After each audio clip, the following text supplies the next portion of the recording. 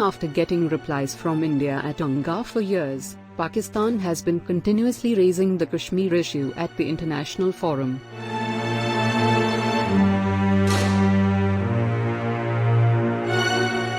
During the General Assembly on Saturday, India hit back at Pakistan Prime Minister Imran Khan and called upon the country to immediately vacate Pakistan-occupied Kashmir, POK.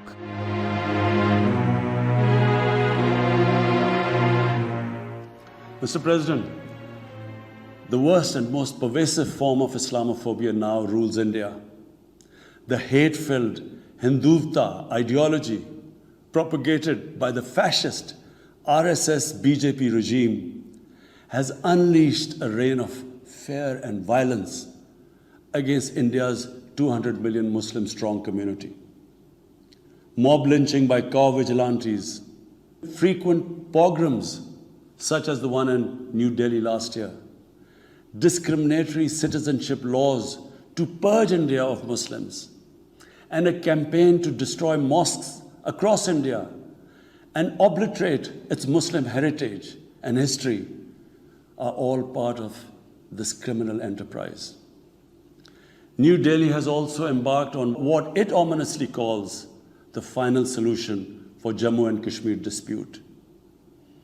It has undertaken a series of illegal and unilateral measures in occupied Jammu and Kashmir since 5th August 2019.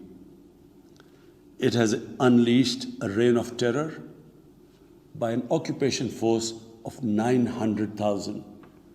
It has jailed senior Kashmiri leadership, imposed a clampdown on media and internet, violently suppressed peaceful protest, abducted 13,000 young Kashmiris and tortured hundreds of them. It has extrajudicially killed hundreds of innocent Kashmiris in fake encounters and imposed collective punishments by destroying entire neighborhoods and villages. We had unveiled a detailed dossier on gross and systematic violations of human rights by the Indian security forces in occupied Jammu and Kashmir.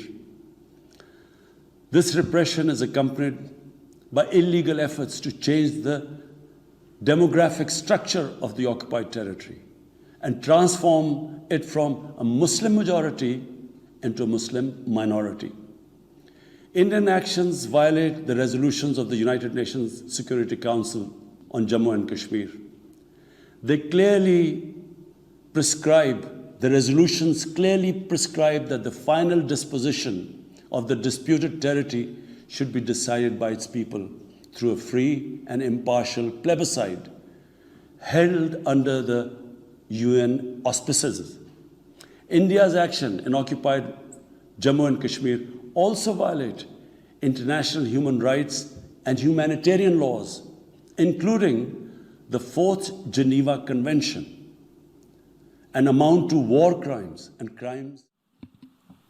Mr. President, we exercise our right of reply to one more attempt by the leader of Pakistan to tarnish the image of this August forum by bringing in matters internal to my country and going so far as to spew falsehoods on the world stage. While such statements deserve our collective contempt and sympathy for the mindset of the person who utters falsehood repeatedly, I am taking the floor to set the record straight.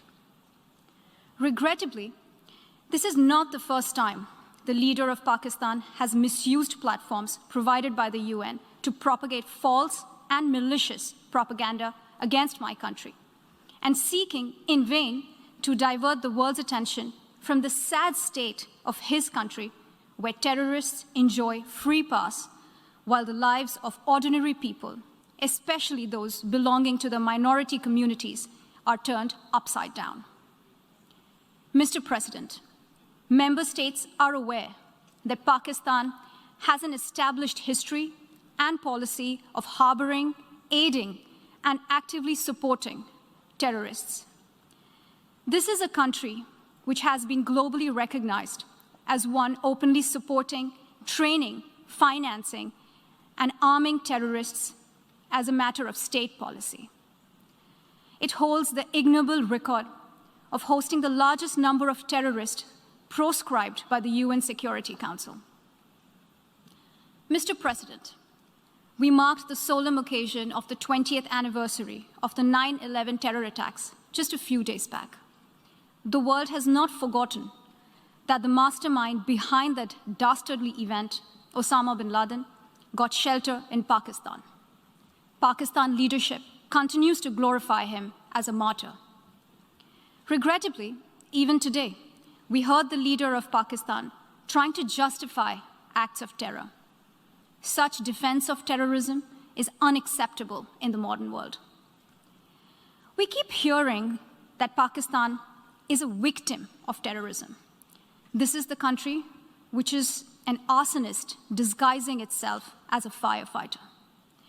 Pakistan nurtures terrorists in their backyard in the hope that they will only harm their neighbors.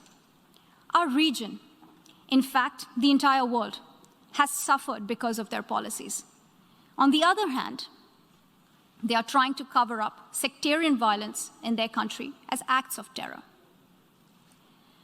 Mr. President, this is also the country that still holds the despicable record in our region of having executed a religious and cultural genocide against the people of what is now Bangladesh. India's first secretary at the UN added that the member states are aware that Pakistan has a policy of harboring, aiding and actively supporting terrorists.